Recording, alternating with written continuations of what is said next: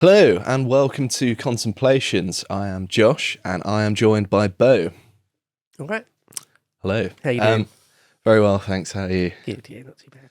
So we are going to be talking about social hierarchy. So what we're planning to do today is for the first half, we're going to talk about historic social hierarchies as a bit of formal evidence, looking at how they seemed to have formed, what they actually are, how they differ between cultures, what the conception of the hierarchy actually is, all that sort of stuff. And then we'll be discussing the underlying psychological phenomena which informs the mechanisms which enforce these hierarchies in human beings, because as we'll get onto in a second, these hierarchic structures in society tend not to just be exclusive to human beings, but we can also find them in other non-human primates as well. So there's evidence that there is a biological rooting to all of this, but of course there is also a social element because it varies between cultures. So of course the psychology element as well is unfortunately part of social psychology, which means that there's a healthy amount of Marxist nonsense, and especially because there's hierarchy involved, you get lots of Marxist interpretations of, this is what the capitalist system does to enforce its hierarchies, and there's always a kind of a presupposed acceptance of the idea that there's some kind of injustice to hierarchies, which I don't necessarily agree with. I think hierarchies are good because they allow a society that's large to be stable, because of course early human societies tended to be relatively small and close-knit. Everyone knew each other, whereas these formalized hierarchies allow people to understand who someone is and how to approach them, how to deal with them, even if they don't know them. And it's just a product of living in a slightly larger world than we might have been in initially in the very early stages of human development.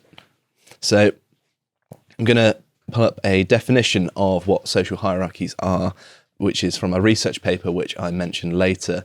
However, you'll find that linked down below on the website. So, social hierarchies are broadly defined as a system of social organisation in which some individuals enjoy a higher social status than others, specifically in which people are stratified by their group membership. So, there's an interesting thing here which I don't necessarily agree with, because of course we can tell what position someone is in a social hierarchy regardless of what groups they belong to, depending on what groups you necessarily define as informing the hierarchy. So say you're in apartheid South Africa, then perhaps you could look at someone and know roughly what group they are in by their skin colour, their race, wouldn't you? So, but of course, in a society where this is not the case, where your skin colour doesn't necessarily inform your social status, being able to look at someone and be able to tell where they place in the hierarchy or talk to them, it's more about who they are as an individual rather than which groups they belong to. And I think that the group aspect is something that is a relic of the kind of left-wing involvement in this field. So I'm trying to clear that up. I think, sure, groups are important, but I'm not putting the emphasis on them being the be-all and end-all like much of the literature does. So, of course, when it comes to hierarchies themselves, there's obviously an incentive to be higher status because it comes to greater access to material and social resources relative to the lower status groups. Researchers suggested that people who simply have faces that are rated low status receive more verbal and physical abuse, are more likely to be discriminated against in employment, and receive harsher treatment in criminal justice systems. So, What's a low-rated face? Just ugly, you mean? pretty much, yeah. I mean, there's a bit more to it than that. Like you could rate someone as a bit more likable if they have more rounded features and sharp features. For example, yesterday in the office we were looking at pictures of Lysenko. And you're just looking at him, you know that he's not necessarily up to any good. So It is funny how sometimes, or often, you sort of fall into what you look like. You kind of do become what you look like in many ways. No, obviously not always, because sometimes you get a really pleasant looking, personable looking serial killer, don't you? Sometimes you get basically a very, very ugly, deformed person that's actually morally immaculate. So it's obviously, but quite often people do end up sort of looking like what they are in a way. Well, it's a curious thing that I've been interested in. I haven't necessarily looked at any research, but I think that people become shaped by the social expectation which people have of them. So someone has really sharp features, then you presume that they're going to be have a sharp personality. The face almost imbues a personality or character onto the person, and therefore that's how people approach them. And I think that, say, someone was had quite a doughy face, was big and round and looked kind of jolly, then people would be more warm towards them because they'd expect it in return. Even though that person might not be that way, it might push them in the direction of adopting that role simply because you get more positive social feedback, particularly when it comes to people approaching others. If you can look at someone and feel like that there's a certain amount of coherence with how they appear and how they act, then you feel like you can predict their behaviour. And if you can predict their behaviour more easily, then it means that you're more likely to like them because you know what to expect. They're more familiar to you. And of course, there's something in psychology that's very well established known as the Familiarity Effect, where things that are familiar are rated as being better liked, even if there's no objective criteria to weigh them between other things. It's just simply knowing something means that you like it more. It is funny how the physicality, what you actually physically look like, is really quite important. I think I've seen before evidence or data that basically just good-looking people with sort of symmetrical features, they're just much more likely to do well in an interview. Just all sorts of things, much more likely to be offered help in the street if they're struggling moving a sofa or something, all sorts of things like that. It does actually make quite a big difference, and on a subconscious level for a lot of it as well, right? Of course. I mean, it's like those annoying YouTube social experiments, which were just basically attention seekers on YouTube doing annoying things. But for example, they'd have someone like an actor deliberately fall over, and they would be carrying books or loads of pens and pencils or something that would go everywhere. And if they were dressed quite scruffily, people would be less inclined to help them than if they were wearing a suit. Right. Yeah. But I think the root of that is that people are more expectant of someone who is more scruffily dressed doing something like that, and also it's more likely to be blamed on them and their moral character rather than say the person in the suit. Obviously they've made an effort to present themselves well, and if they make a mistake, people are more likely to feel like this is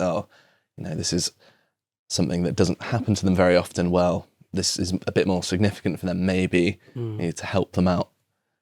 It's funny how powerful a suit can be, because I'm actually quite preppy. I sort of wear a shirt collar just anyway, even if I'm not at work or anything. I was sort of reasonably preppy. Wear a blazer sometimes, and it really is surprising if you wear a good fitted suit with a tie and cufflinks.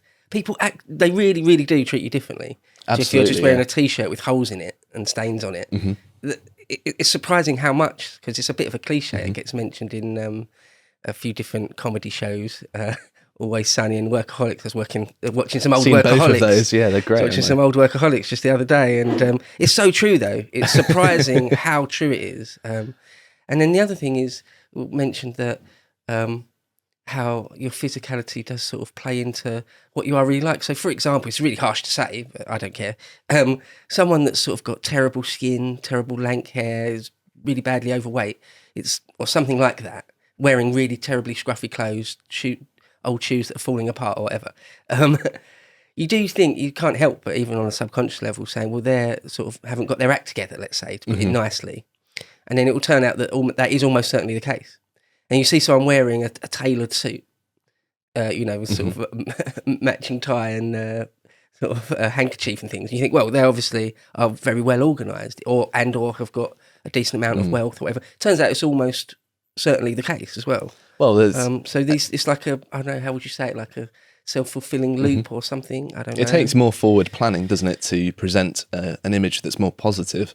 So there's a bit of revealed character there, isn't there?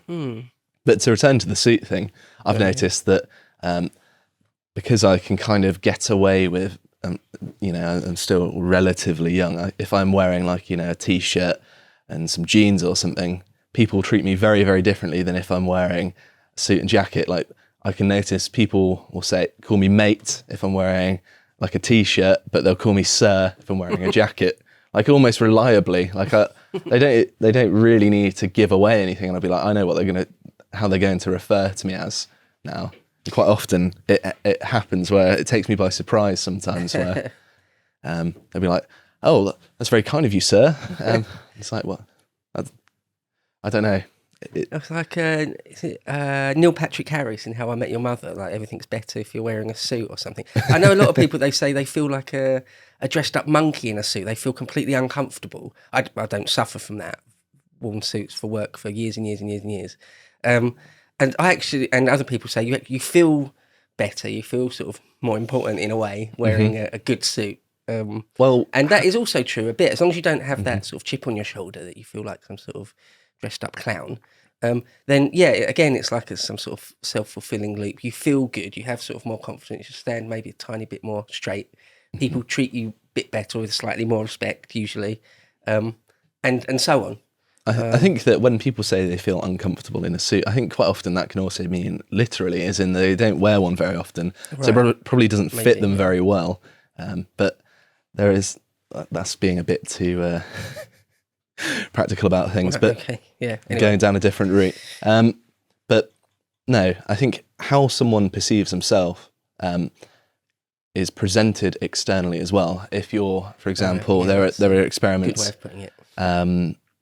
Where I think it's some of Zimbardo's shock experiments, where people who were dressed up as doctors and nurses were less likely to administer electric shocks to other participants for as long as if they were wearing, say, a lab coat. How they dressed up informed how they behaved in the world. And although there are questions about the validity of that experiment in particular, it just goes to show that there is some kind of underlying effect. And I think that most people can see that there's something to that, right? That how you're dressed makes you feel a bit more confident. For example, if I'd bought myself a new suit or something and I was going to a job interview, I don't know why I'd be doing that, but if I were doing that and I had all brand new stuff and really pleased with how it looks, it's going to affect how I present myself. I'm going to exude more confidence because I've imbued myself with something that is visibly better at least in my own self-perception than perhaps something else. And I think one of the things that is unspoken about hierarchies is that this is my kind of working theory. I'm sure other people have proposed it as well, that hierarchies are important because it informs things like meeting a partner and having children. Like you want someone who's roughly in the same sort of sphere as you, and all these markers, particularly when it comes to things like dating and things like that, where if you come across as being high status, it's always seen as a positive thing. And I think that that's also part of the reason why kind of your kind of secondary school or high school, if you're American, school-age children are so focused on hierarchy, because it's like the novel thing to them, the dealing with the opposite sex. So they're so obsessed with the social hierarchy because they want to compete with one another to be seen as high status, because then they will get interest. It's funny actually you should bring up sort of the American high schools. I'm not a fan of the high school movie. Not really at all. That whole genre I don't particularly like. I don't hate it or anything. I just don't think they're good films. I was watching one the other day. It was just on the TV in the background. I wasn't really paying attention. I can't remember what it was. Anyway, it was the classic sort of 90s or early 2000s American high school movie. And the hierarchies in it, there were so many and they were so intricate. And And my experience of school wasn't like that. There was a bit of hierarchy, sure. Like some of the sort of the bigger, more athletically able kids were sort of higher, I suppose. But there wasn't that much, really. It just seems that the American high school, depicted in film anyway, is like some sort of crazy hierarchy on steroids, like a hierarchy gone wrong, gone mad. I don't know if it's really like that. I think it might be a bit somewhere. Obviously, not every single high school in America is the same, but like you look at the people like the Columbine kids, or all sorts of school shooters are sort of profoundly pissed off with the hierarchies in their school. Maybe I was lucky that the school I went to just wasn't particularly like that. Like I say, there were some hierarchies, but it wasn't out of control and so very firmly entrenched. Yeah, it seems like it's more formalised in an American school, doesn't it? Whereas in Britain, for example, it's not that there aren't these kind of tightly defined social groups that exist where you can be like, oh, that's a nerd, that's a jock, like all of these. Well, nerds still existed, and I think they certainly still were the bottom of the pile, right? But it wasn't like, oh, you play football, therefore you're at the top of the hierarchy. There were obviously some losers that played football, some people who were quite popular. What you did and how you presented yourself didn't necessarily define it. It was more about how you presented yourself. If you were confident and assertive, and you didn't take any how can I put this without? If you didn't take any disrespect from your peers. Right. So if someone messed with you, you hit back equally as hard or harder, then people would respect you no matter where you really lie in the social strata. And really, there was kind of, at least in my school, there was kind of an undercurrent of your physical capacity for violence defined how high status you were. Although it was quite unspoken, it wasn't necessarily something that people talked about all the time. But if someone was known to, they really beat up that person who we thought was tough, well, better be nice to them, sort of thing. They instantly go up in your mind as a bit higher in the hierarchy. Exactly, now. Yeah. I think we have talked about this before, haven't we? Yeah. There's like some kid that you thought was a pushover, and then he beats up some other kid that everyone thought was reasonably hard. Yeah, and all of a sudden he's jumped up really far. Yeah, and you can see this as well, because at the kind of pre-fight kid would have not had the same attention from the opposite sex as they would have got post-fight. Maybe. They get a really they get what would be considered at the time an attractive girlfriend, and then maybe after the fact, I saw it plenty of times where this sounds like we're telling school kids to beat each other up. Don't do that, by the way. That's not actually a healthy thing, but it's a very obvious manifestation of hierarchies that I think everyone can at least relate to. I think particularly in a school environment, there's low stakes for violence because you don't really have the ability to seriously hurt each other.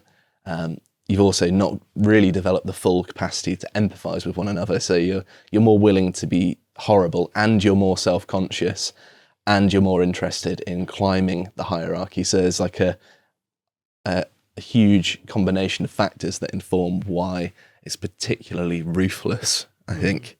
But in my school, it was much more just how personable or interesting and or funny you were in an interaction. I think that's more than anything else, even more than how good you were at fighting, or if you're in the football team. It was a little bit like the football team, or a little bit higher. But then there were members of the football team, like the captain of the football team, was like so arrogant and annoying and obnoxious.